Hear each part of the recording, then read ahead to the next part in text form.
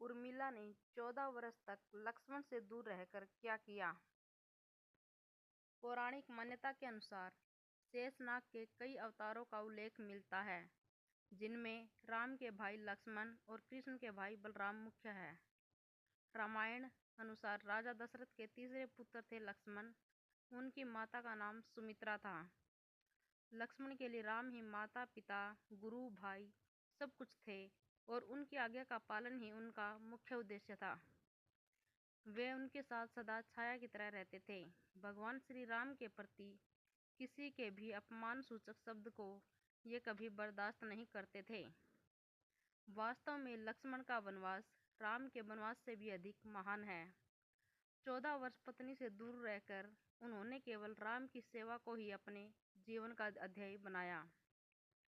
वाल्मीकि रामायण के अनुसार उर्मिला जनक नंदिनी सीता की छोटी बहन थी और सीता के विवाह के समय ही दशरथ और सुमित्रा के पुत्र लक्ष्मण को ब्याही गई थी। जब राम और सीता के साथ लक्ष्मण भी वनवास को जाने लगे, तब पत्नी उर्मिला ने भी उनके साथ जाने की जिद की, परंतु लक्ष्मण ने उन्हें यह कहकर मना कर दिया कि अयोध्या के राज्य को और माताओं को उनकी आवश्यकता है। उर्मिला के लिए यह बहुत कठिन समय था।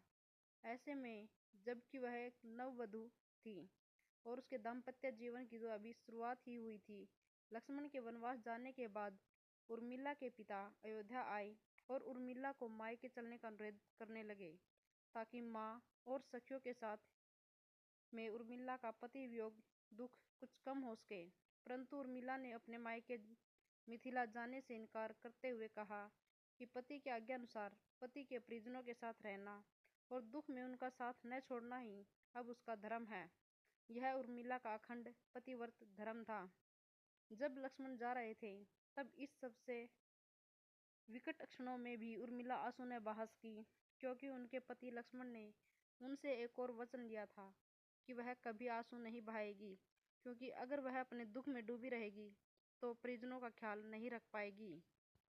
लक्ष्मण अपनी पत्नी उर्मिला से 14 वर्ष तक दूर रहे, तो उर्मिला ने इस दौरान क्या किया, इस संबंध में मान्यता कर आधारित एक कथा पढ़ने को मिलती है।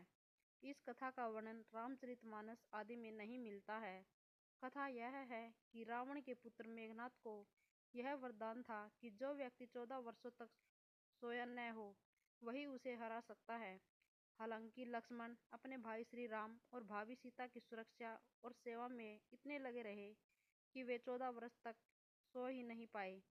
कथा अनुसार उनके बदले उर्मिला 14 वर्ष तक सोती रही।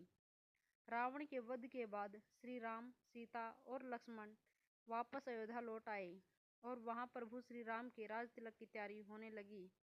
उस समय लक्ष्मण जोर जोर से हंसने लगे। जब लक्ष्मण से इस हंसी का कारण पूछा, तो उन्होंने कहा कि सारी उम्र उन्होंने इस घड़ी का इंतजार किया था कि मैं अब श्री राम का राज तिलक होते हुए देखूंगा, लेकिन अब उन्हें निद्रा देवी को दिया गया वो वचन पूरा करना होगा जो उन्होंने वनवास जाने के पहले दिया था। निद्रा ने उनसे कहा था कि वह 14 वर्ष के लिए उन्हें परेशान नहीं करेगी और उनकी पत्नी उर्मिला उनके स्थान पर सोएगी। निद्रा देवी ने उनकी यह बात एक शर्त पर मानी थी कि जैसे ही वह अयोध्या लौटेंगे, उर्मिला की नींद टूट जाएगी और उन्हें सोना होगा। लक्ष्मण इस बात पर हंस रहे थे कि अब उन्हें सोना होगा और वह राम का राज तिलक नहीं देख पाएंगे।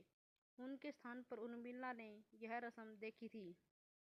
लक्ष्मण के उर्मिला से अंगद और चंद्रकेतु नाम के 2 पुत्र तथा सोमदा नाम की एक पुत्री उत्पन्न हुई। अंगद ने अंगदियापुरी और चंद्रकेतु ने चंद्रकांतापुरी की स्थापना की। एक अन्य कथा के अनुसार लक्ष्मण की विजय का मुख्य कारण उर्मिला का पतिव्रत था। मेघनाद के वध के बाद उनका शव श्री राम जी के युद्ध शिविर में रखा हुआ था। उस शव को मेघनाद की पत्नी सुलोचना लेने आई। पति का छिन्न शीश देखते ही सुलोचना का हृदय अत्यधिक द्रवित हो गया। वह रोने लगी। रोते रोते उसने पास खड़े लक्ष्मण की ओर देखा और कहा, सुमित्रा नंदन, तुम भूल कर भी गर्व मत करना कि मेघनाद का वध मैंने किया है। मेघनाद को धराशायी करने की शक्ति विश्व में किसी के पास नहीं थी। यह तो 2 पतिव्रता नारियों का भाग्य था। अब आप सोच में पड़ गए होंगे कि निद्रा देवी के प्रभाव में आकर अगर उर्मिला 14 साल तक सोती रही तो सास और अन्य परिजनों की सेवा करने का लक्ष्मण को किया वादा उन्होंने कैसे पूरा किया। सीता माता ने अपना एक वरदान उर्मिला को दे दिया था। उस वरदान के अनुसार उर्मिला एक साथ 3 कार्य कर सकती थी। दोस्तों, आपको यह कहानी कैसी लगी कमेंट करके ज़रूर बताएं। धन्यवाद।